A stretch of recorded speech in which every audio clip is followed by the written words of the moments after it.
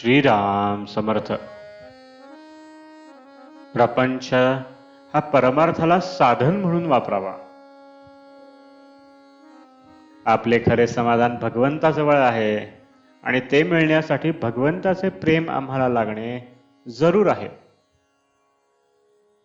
ते प्रेम आपल्याला कसे मिळेल याचा आपण विचार करू. वास्तविक आईचे तिच्या मुलावरचे प्रेम स्वाभाविक असते. तिला मुलावर प्रेम कर म्हणून शिकवण्याची जरुरी नसते. त्याप्रमाणे भगवंतावर आपले प्रेम असणे जरूर आहे. मनुष्य जन्म हा भगवंताच्या प्राप्तीसाठी आहे.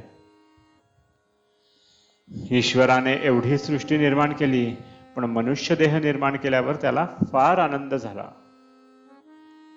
त्याला वाटले, खरोखर या योनीमध्ये जन्म घेणाऱ्याला माझे प्रेम मिळवता येऊन मला ओळखता येईल.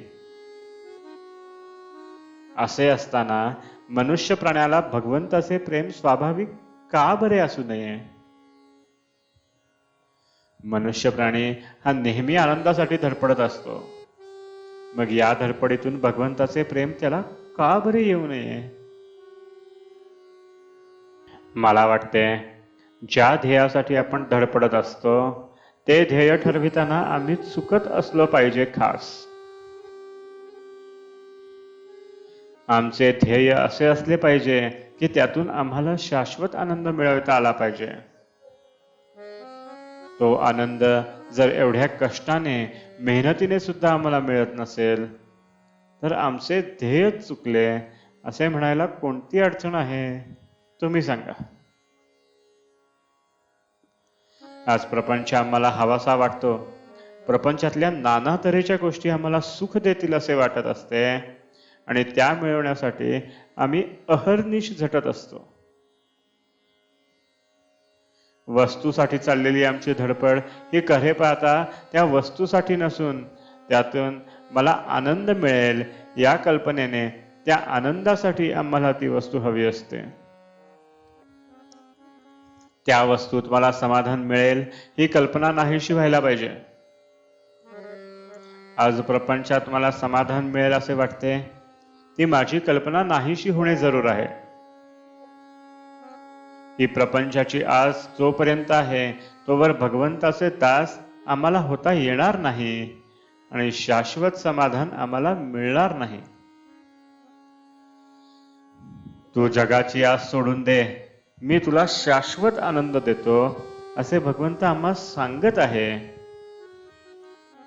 ही जगाची आस, हे प्रपंचाचे प्रेम आम्हाला कसे सुटेल?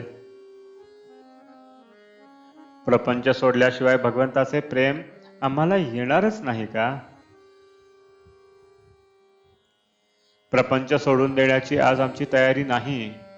तो न सोडता भगवंताचे कसे होता येईल यासाठी संतांनी मार्ग सांगितला आहे. त्या मार्गाने आम्ही जाणे जरूर आहे. ज्याप्रमाणे आपण आपल्या या खिशातील पैसे त्या खिशामध्ये ठेवतो, त्याचप्रमाणे प्रपंचातील आपले मन आपण काढून भगवंताकडे लावावे. तसे करण्यात समाधान आहे. भगवंताला अशी प्रार्थना करावी की देवा, प्रारब्धाने आलेले भूक येऊ देत, पण तुझे अनुसंधान मात्र चुकू देऊ नकोस. आजचे बोधवचन: